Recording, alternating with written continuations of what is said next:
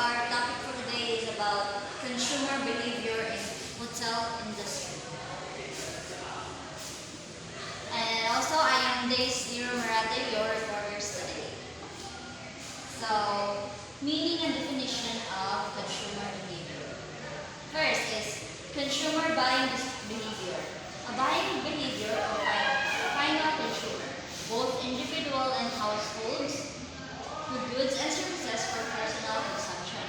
So, sa consumer buying behavior is, muna siya ang behavior sa mga consumer on how are they going to buy the goods and services. Then, consumer behavior can be defined as a decision and system engaged when evaluating, acquiring, using, or disposing of goods and services. The central question for marketers is how do consumers respond to various marketing efforts that company makes? So the question now as a marketer, how do the customer respond to the various marketing efforts the company makes? So kuan siya kung saan ka pag-respond sa mga consumer sa imong mga marketing strategies na gigamit nimo para mahalin ang imong mga product or mga services. So as a consumer, saan da pag-respond sa imong kuan? So kung sa pag-respond sa mga consumers. Consumer buying is a complex process as many internal and external factors have impact on the buying decision of the consumer. So now they do about internal and external factors that affect the consumer purchases. So first that internal. Ang internal is muna siya from the word in, so from yourself. This is the your personal choice, and psychological through your mind. And so external from your friends, family, neighbors, from your surroundings na siya from outside. So next is the marketers needs to understand. So the marketers need to understand these questions. So why consumers make purchases that they make? None of the consumers mo palit sa ilang bilimo. Then what factors influences consumer purchases? Other changing factors in the society. A firm needs to analyze buying behavior for. Buying reactions to a firm marketing strategy has a great impact on the firm's business. Of course, so, ang mga buyers daw, mga consumers, is na siya big impact sa success sa atong business. It is important, kaya kung dapat kang customers, so, meaning, ang iwang yung business is,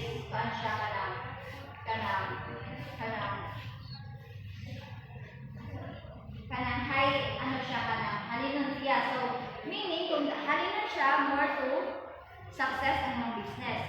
More profit, and more customers, more profit. Then, the concept of marketing emphasizes that the firm should create a marketing mix to be satisfied or gives utility to consumers. Therefore, it would need to analyze what, where, when, and how consumers buy. So, there is the concept of marketing emphasizes. So, they emphasize a marketing mix. So, what are the four P's di ay? Ano man siya ang marketing mix? These are the products, place, promotion, and price. So, in establishing a business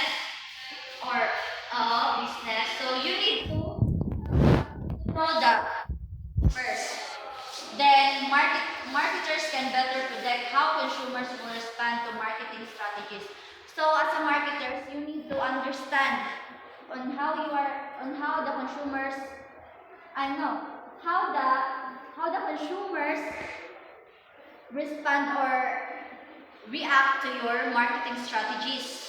So, unsa kita mga marketing strategies? So, pwede ka nowadays, di ba, we are in a modern world. So, technology is very important. So, mag-post ka sa mga social media platforms. I-ads din mo siya sa mga YouTubes. I-promote siya nimo sa mga influencers, sa mga popular influencers. Then, pwede na siya flyers, pero dili na kayo na siya ron. Pero pag imong business is bago-bago pa lang, pwede po ka magamit ng flyers para siya ka na, lang ka na. Gamay lang ang kuan ba? Gamay ang budget. If kung gamay lang ang budget, pwede rin ka magamit ng flyers, pero dili kay siya kuan. Ang mas effective jud is ang social media, i-post siya nimo. Kaya ma-aware mo to ang mga people nga ma-aware sila nga na din nga product nga ga-exist. Then concept of consumer behavior. Consumer behavior is always purposeful and goal-oriented. Every consumer is free to make a choice with regard to purchase he is going to make. Consumer behavior is a process which begins with the stimuli consumer receives from his environment and ends with the purchase transaction. So, pareho siya sa akong gingon ganina. Kung saan daw this is the action. This is the action of the consumer sa kung gingon sa pag-consume ang goods, ang products or services. Factors influencing consumers. And consumer behavior is affected by many uncontrollable factors. Just think what influences you before you buy a product or service. Your friends, your upbringing, your culture, the media, a role model, or influences from the certain group. Our cultural, personal, social, and psychological background has a great bearing on our buying decisions. So, first is the cultural factors. So, culture. Culture is a factor that influences any behavior and its most basic cause of a person's wants and behavior. Culture refers to the set of value, ideas, and attitudes which are accepted by homogeneous of people and transmitted what is acceptable with people advertising. With product advertising. It determines what people wear, eat, reside, and travel. So, ang culture, mo na siya one of the factors to the cultural values, cultural factors. Kay, from the word homogeneous group, so a group of people ni siya nga same of mga belief, values. So, of course, maka-affect na siya sa imuha, di ba? Kay mo po doon mo imusundon. Kay, syempre, same man mo belief. So, kung saan ang belief sa isa, ma-apektuhan din po ka. So, may paano siya ka na cultural factors is one of the siya. So, as you can see natin chart grade, factors influencing consumer behavior. So, na cultural, culture, subculture, social class. Then, sa above, personal, age, and life cycle, occupation, economics, situation, lifestyle, personality, self-concept. So, in the because social, then reference group, family, rules, and status. Sa abot is psychological, motivation, perception, learning, and beliefs. So, kani siya muna siya mga factors sa the influences of consumer behavior. So, kani siya, matake natin siya tagsa-tagsa. So, first is subculture. Subculture, each culture contains smaller subcultures or group of people who share values system based on common life experiences. So, ang subculture is na siya yung mga smaller subcultures. Kung katong culture, ang culture is dako siya. Kaning subculture is gamay rin siya, common. So, it can be your family. Pwede ang example anin sa subculture. Maka-influence gamo siya sa imong decision making on buying the goods or the products or services. Next is social class. Social class is a group of individuals who have similar social rank based on occupation, education, income, wealth, race, ethnic, association, and possession. Social class influences several aspects of our lives. For example, upper middle class people prefer luxury cars such as Mercedes. So, ang social class, makita niyo siyang occupation, education, income, wealth, race, or ang mga race kung ethnic, association, social class is not determined by a single factor such as income, but as a combination of occupation, income, education, wealth, and other variables. Marketers are interested in social class because within a given social class tend to exhibit similar behavior, including buying behavior. So, ang marketers is, paano siya, interested din siya sa mga social class, kaya most cases, diba, from the word social. So, ang mga pagpalito na is mga luxury, unlike sa mga middle class people. So, next is social factor. Social factor as such as association with reference groups, membership group like family, friends, co-workers, religions, and professional groups influences the behavior of buyers to a large extent. The role and the status of the buyer also influences the buying decisions. So reference group. Reference groups are groups of people, some people may look up towards them that are impact on consumer behavior. Individual identities of the group of extent that internalize many of the values, attitudes, or behavior of the group member. Opinions leader. Opinion leaders are those people that you look at because you respect their views and judgment, and views may influences your consumer decision.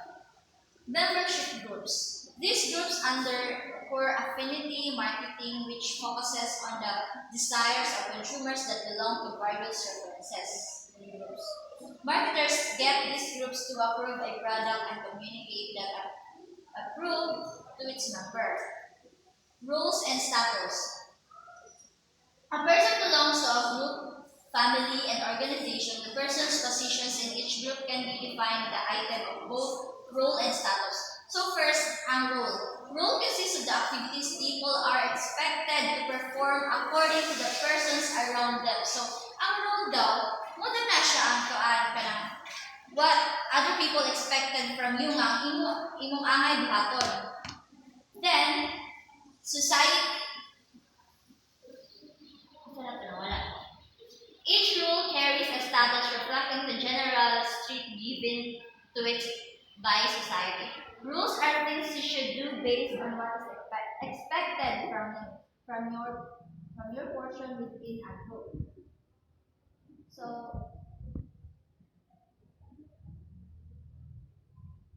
family. Family is the most basic group a group person belongs to. Marketers must understand this question. So, family decisions are made by a family unit.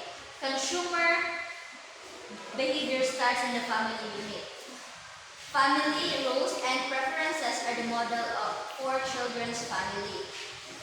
Family buying decisions are mixtures of family interactions and individual decision making. Family acts as an interpreter of social and cultural values for the individual. People's social status also impact their behavior based on their role within the society. So, nanatag this sa personal factor. Factors like age, sex, race, life cycle, family, occupation, and economic situation of the consumer influences their buying decision. The person factors affecting a consumer's behavior is unique to himself. Who in the family is responsible for the decision making is also a factors which influences buying behavior. Young people purchase things for different reasons than older people. So sa personal factors is imo na siyang your own personal choices. Imo na siyang personal choices na maka-affect sa imong pagpalit sa products or pag-consume mo sa products or services. Economical environment. The economical environment has also impact on the consumer behavior. Do consumers have a secure job and a regular income to spend on goods? Marketing and advertising influence consumer in trying to evoke them to purchase a particular product or service. But it's economical environment. So from the word economical, from your surroundings.